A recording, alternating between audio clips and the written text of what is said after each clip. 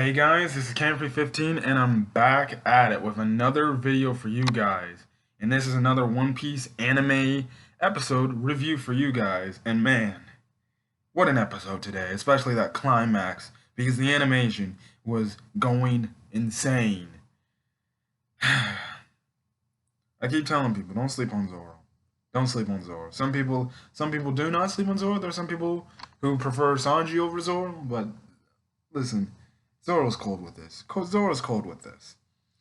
So, anyways, let's talk about the episode. Obviously, this episode dealt mostly with really a little bit of Luffy trying to, I guess, you can say, understanding how to do well, like understanding how to do this one hockey move he saw Rayleigh do way back, way back at the halfway point of the series in terms of time.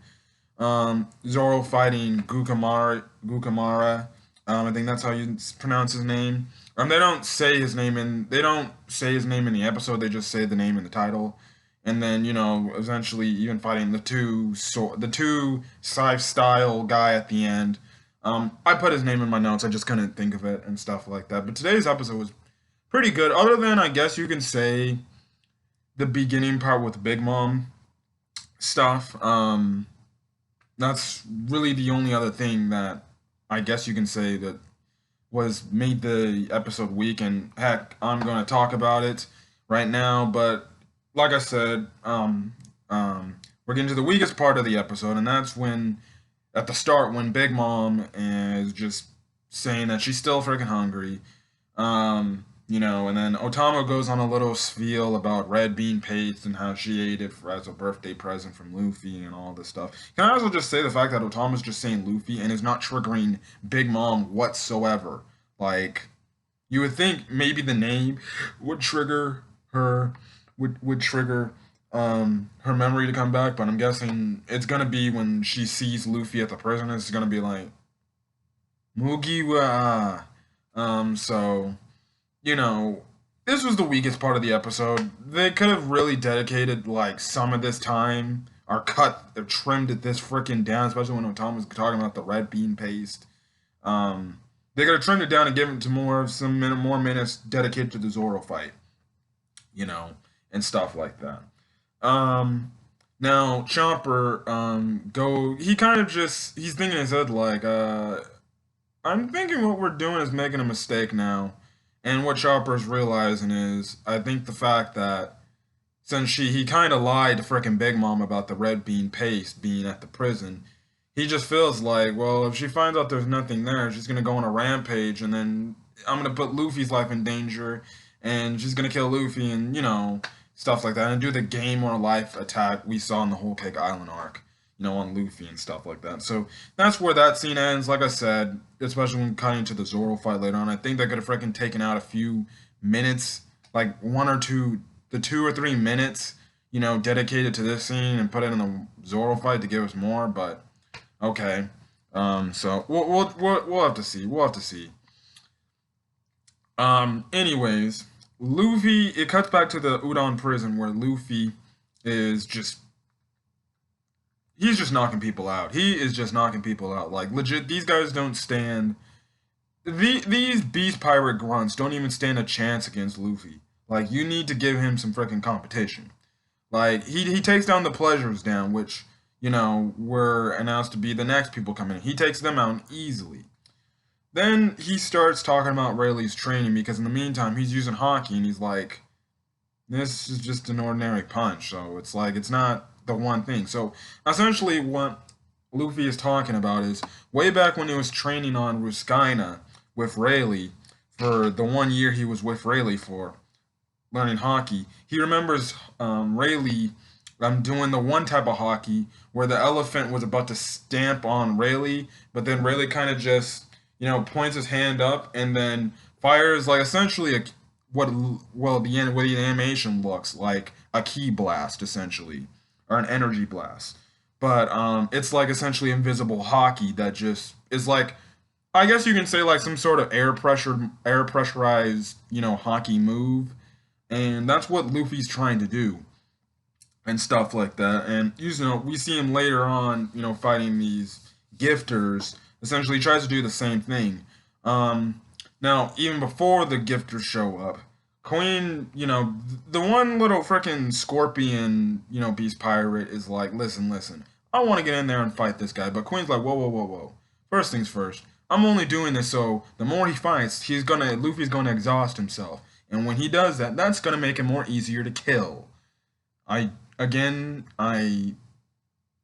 know why he believes that because we know Luffy in One Piece in general has one of the highest endurances, like legit ever. He's able to freaking lose Gear 4, be exhausted after using Gear 4, and still come back and still put up a fight.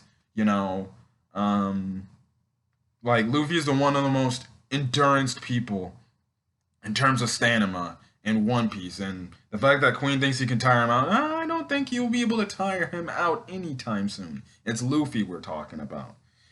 And then he's like, no, go bring me more red bean paste to the Scorpion Devil Fruit user.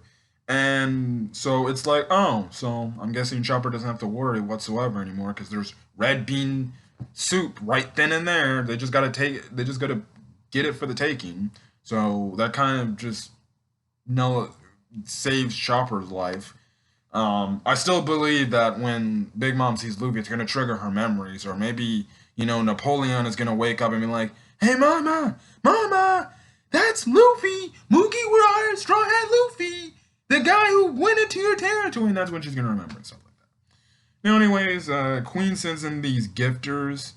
And I also can I just say, Queen does this funny dance scene about red bean paste, even though it is reused animation of the first time he was introduced into the anime, and he does the dancing that was like straight up reused animation. Um, I know I don't really get nitpicky about reused animation and all that animation stuff, but that was like, why just reuse animation? Like, why, Toei? But we all know Toei likes to do that with anime sometimes. Anyways, Queen sends in the gifters, and what I found funny is I'm so shocked that Warner Brothers did not copyright strike Toei at all for this. If not at all right now. So we see these two gifters, and they have Smile Devil Fruit, and they're Smile Devil Fruit users. One is called Gazelle Man, and I kid you not, the reason why I said I'm shocked that Warner Brothers isn't gonna sue Toei for like or copyright them for saying this because Toei likes to copyright YouTubers when you just put like a freaking few seconds of the freaking clips when reactors are trying to react to One Piece or something like that. Freaking Toei just likes to copyright strike. So I'm wondering, Warner Brothers, are you gonna copyright Toei here for what they said? And essentially, there's another Smile Devil Fruit user with a bat Smile Devil Fruit powers called Batman. Yes, no lie, Batman is in the One Piece universe. Yes. Now, he doesn't look exactly like the Batman we all love and know, and he doesn't have gadgets like Batman does. But still, you'd think Warner Brothers would probably copyright the name and copyright Toei and be like, why are you using our name's property on Batman? But, hey, who knows? Who knows? If anything, they would probably have to copyright Oda because he's the one that put it in the manga. So I did find that hilarious. I'm like, I swear, yeah, I swear, if they make the other Devil Fruit user named Robin, I would have lost my mind. But no, they didn't. I actually think if they had used Robin, they actually might have got copyright from Warner Brothers because Warner Brothers would be like, why are you using our property in terms of names? So yeah, I found that hilarious. I legit thought that what Gazelleman would actually be named. I thought he would actually be named Robin and be a Smile Devil Fruit user that looked like a frickin' the bird Robin, which is hilarious. But then again, it wouldn't make no sense because actually Robin is a thing. She's on a crew, so okay. I'm just monologuing right here. So, anyways, going back to that, Luffy, he's just like trying to work out his hockey, and he takes down Gazelle Man easily, and then he's trying to do the hockey where obviously it's more of a force type of thing, and you just get hit by, like, I guess, like I said, an air pressurized wave, or an invisible energy blast. So he tries to do it on um, Batman, and the thing is, we see now um, the animation we see kind of, on his fist, like near the vein parts, it lights up a bit. But then he punches him just normally, just a normal punch, and Luffy's like, "Oh shoot, it didn't work that time either." And then he's over here like, "Yo, what are you trying to do? Like, you won the fight." And he's like, "It's not what I'm trying to do," and stuff like that. And he's like, "I need to do the thing what Rayleigh taught me." And then he was like, "Rayleigh?" And so I'm guessing there's gonna be like some kind of theory that Hiyu somehow knows Rayleigh. That's what I'm guessing. He knows Rayleigh, or maybe Luffy just has to tell him who Rayleigh is, and he'll be like, "Oh, I've heard of him. I actually met him one time." So that's gonna be interesting. I think this new hockey thing move, the way it's gonna look is, I think it's gonna make his fist look a little bit different. And I think that kind of, if not, giving it away in the eye catching, when they do the whole where, if you were watching it live in Japan, that's where they would put the, obviously they would show their commercials and stuff like that. What I'm talking about is when they show the Luffy, eye catch thing, when they're replaying their like their base themes in, like, I guess you can say, in a Wano style theme. We see Luffy's fist when he charges up his fist. Look, the fist, when instead of having hockey look black like we've always seen, the hockey on his fist look red, like as if he was in Gear 4 or something like that. I'm thinking that's what the final, what the new move, the new hockey move Luffy's gonna get in this arc is gonna look like. It's gonna look like he's, the armament hockey coding if he was in Gear Force, essentially with the red and everything. So I guess you can say that's another thing the anime spoiled you on if you didn't see coming. Um, so yeah, it's funny. Also another fun fact. We're getting a new opening in like 2 more weeks. So I know a lot of people in the One Piece fandom are like, hopefully they do not spoil. They do not put spoilers in the next opening. So we're just going to find out when we see the opening and stuff like that. This is when we get to Zoro's scene for the rest of the episode. Now, Zoro tells the bandit that he met Ryuma, even though, and he actually says, "Well, I met Ryuma, but a soul version of him."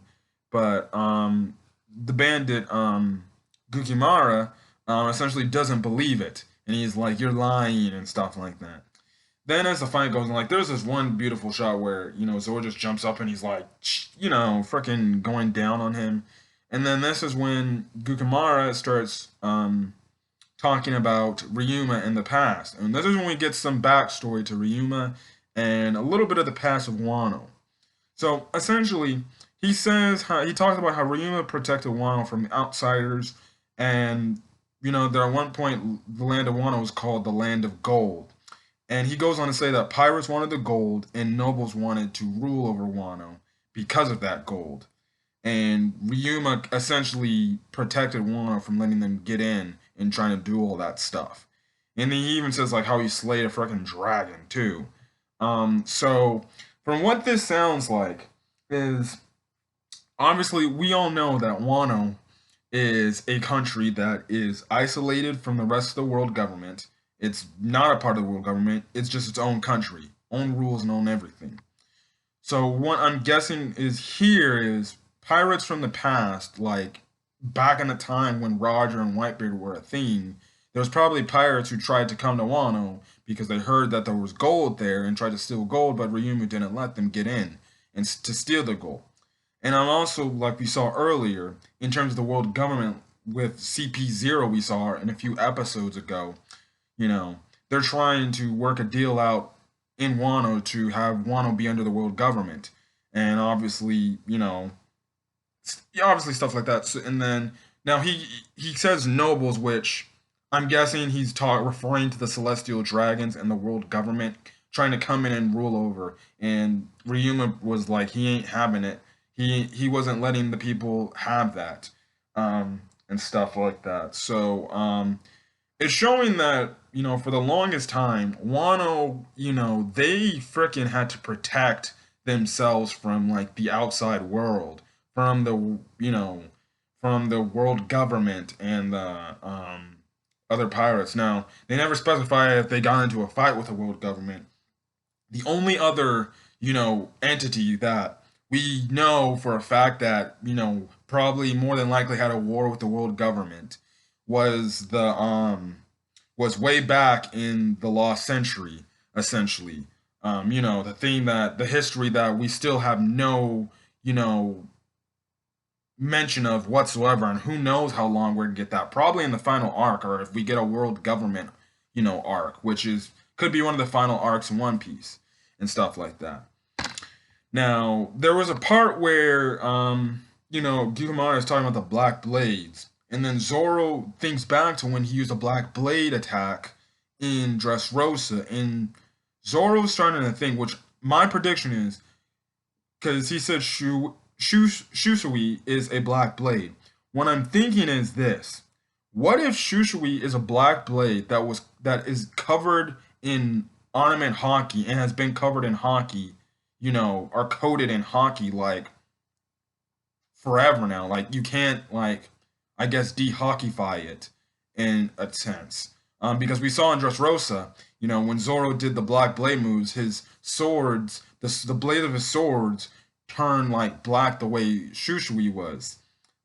So I'm guessing this means you can cover your sword blade in hockey and it stays like that probably forever, which is pretty freaking interesting. So yeah.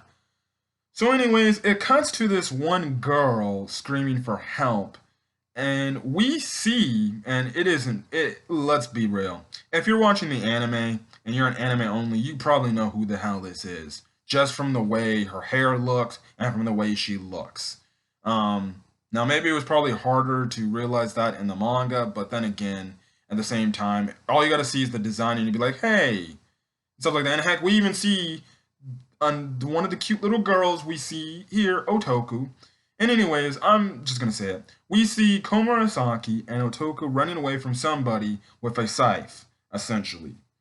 So, for people that, for some reason, I don't know why you would never think that, because let's be real, unless they show a body that, 9 out of 10 times, unless they show a body having like absolute no movement whatsoever, then usually a character's still alive, because we've had past incidents when we have a character that supposedly dies, but they come back later on and stuff like that. So Komasaki is like one of the more, I think, few people that look like they're dead, but they're not dead. They fake their death essentially, or they look like they died, but they're really alive. So Komasaki and Otoko are still alive. They're obviously like they're both like covered in a hood because they don't want to freaking be unhooded, and then because if somebody sees them, they're like, oh look, it's Komasaki. She's not alive. She faked her death, which would only ensue in Orochi getting pissed off and probably going after her. So now Zoro, he's looking back at Komasaki and he's like, she could be lying. This could be like some kind of trick or some dupe. But then Komasaki kind of puts up her arm and we see like blood dropping from her forearm. So Zoro's like, okay, she ain't lying. She really needs my help. So then it looks like the scythe guy is going to, actually legit hit Komasaki and kill her. But then Zoro gets in the way and protects Komasaki. So I'm guessing, we're gonna probably get some people are probably gonna start shipping Komasaki and Zoro now. It's just a done deal. I think some people after this episode they're gonna start shipping Komasaki and Zoro. I definitely freaking see this. I definitely see anime only people saying, you know what, Komasaki and Zoro, I'm shipping that. So yeah. What's next? Komasaki for Straw Hat Pirates, especially if you, which is not gonna happen, especially if you read the manga, because we technically have an idea who the next Straw Hat Pirate is. I know I just spoiled that for some anime onlys, but in terms of the manga, there's a character that just got announced, that just has been revealed that will essentially be Straw Pirate. I won't say who it is, and I won't say what gender, but yeah. Anyways, we find out the scythe guy is named Hitukiri Kama Kamazo, and you know he's questioning Zoro, and he knows Zoro, and he's like, Zoro Juro, why are you helping this woman? And essentially, we all know Zoro. He's an honorable type of guy. He's like, he's honorable with women, just as honorable as Sanji. But the only difference is when he needs to attack a woman, if a woman gets in his way, he'll do it. You know, if they provoke him, and stuff like that. He essentially just doesn't like I kill them essentially. So, anyways, we find out that Kamazo was hired essentially by Orochi because Komasaki's like, you're just after me because Orochi sent you after me and stuff like that. So we know he's on Orochi's payroll to essentially kill Otoko because the dude's like, the girl just won't shut up laughing, which that sucks to be Otoko because one, her face looks like she's always smiling, and then two, she just laughs because she's laughing in fear, and stuff like that. So, yeah. And then Komasaki, without saying who she is, she's just like, samurai, could you please, help me? I promise you, I will pay you back if you help me out in here. And Zoro's like, well, okay, I just cannot stand here and let somebody kill a woman and a kid. If anything, a little girl. Um, and he just goes on to be he just goes on, he's like, all right, fine, I'll help you out, but what I want is essentially food and sake. And she's like, okay, it's a deal. So Komurasaki and Zoro make a deal for food and sake. You would think in Komurasaki's case, you would think a guy would ask for more, but Zoro, let's be real, we know Zoro, he just likes food and beer essentially. Yeah. Anyways, Zoro prepares to fight. He starts fighting the guy, and my goodness, the animation here in the last few, minutes of this episode were god tier. So Zoro looks like he's having a little bit of struggle, but really not. So then he takes off his little green jacket part of his outfit, and Kamazo is like, "You're getting serious." So yeah, and that's when, like I was like in the thumbnail of the video, Zoro holds his two sword style, and that's when the episode ends off with his iconic anime theme. So next week, it seems like Zoro is not only going to take on Kamazo, but he's going to continue his fight with Gukamario, who are going to double team him. And what I did find hilarious is how, every time Zoro just looked away for a second, Gukamar like, "You're wide open!" But Zoro was not even phased because he obviously has, observation hockey himself. He can just sense the attack coming like right there. And there was a funny scene where it's like, Zoro's like, "Why are you trying to attack me?" and stuff like that. And he even Gukamara attacks him. Like then there was this cool scene where he's just holding, Kamazo and Gukamara's attacks back with both his arms. And he tells Gukamara, like, "Why are you attacking me? Let me take care of this guy, and then I can come fight you next." But then Gugamara's like, "Well, that's too bad. No, no, no. We have a duel to finish." And it's like, yeah. So next week, it seems like Zoro's going to do, I guess, an life or death gamble um, to against these guys to beat him. Because, listen, he's only got two swords out. But we know Zoro's a beast when you give him three swords. So it seems like he's going to do that and beat them both. So next week is probably going to be an epic Zoro moment.